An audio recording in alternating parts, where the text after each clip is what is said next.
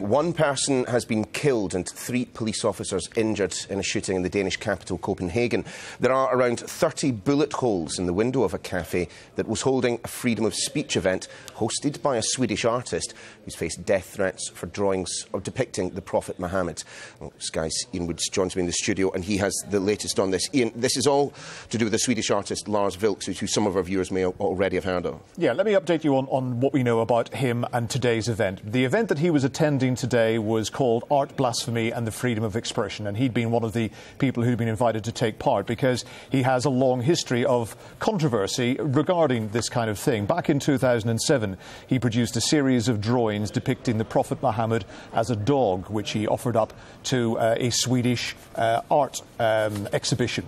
It was turned down once it became clear that this was going to be somewhat controversial, and it was then offered up to various other art galleries in his home country. They also turned it down. But by now the media had picked up the story, newspapers began to run it, and death threats resulted. There was at least one trial in which people were convicted of plotting to kill him. There have been other incidences over the last few years where he has been physically attacked. His life has been threatened both by an Al-Qaeda affiliate and by the Somali-based Al-Shabaab movement.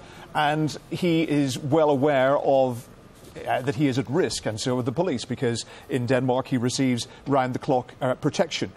We know that he has had links with the Charlie Hebdo magazine in Paris as well, and spoke to the editor-in-chief of that a few months ago about the situation that they all find themselves in. And before, or rather after that happened, he did an interview with the Wall Street Journal about the Charlie Hebdo attacks and talked about how he did fear for his safety. He was receiving round-the-clock protection, but he said that it made him very difficult to go out without a police escort.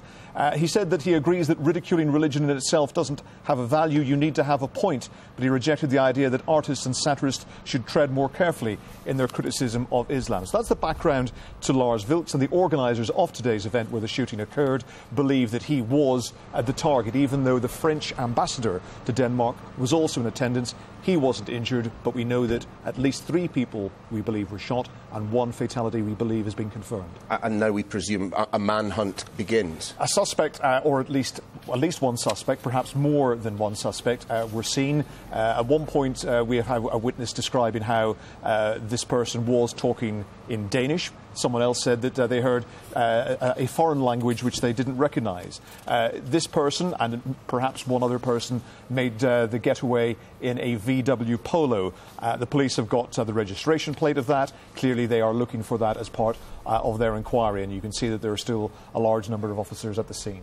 Understandably, people will be making a link between what's taking place in Copenhagen and, of course, those Charlie Hebdo attacks in Paris. Indeed, the French ambassador saying they fired on us from outside. It was the same intention as Charlie Hebdo, but they didn't manage to get in. Yeah, if Lars Vilks was the attack, then you can see why those links are occurring. Incidentally, Danish TV2 are just reporting that they have found the getaway car in the neighbourhood, so not terribly far away from where the attack happened. The same neighbourhood as the shooting took place, they're saying. Now, that was Osbro in Denmark. Now, police have found the getaway car, so that will perhaps yield some clues. You'll remember that in the Charlie Hebdo killings, the initial vehicle which was involved in that was abandoned quite quickly, but that was absolutely key to the inquiry, because an identity card of the brothers that were ultimately killed as part of the operation several days later was found in that getaway car.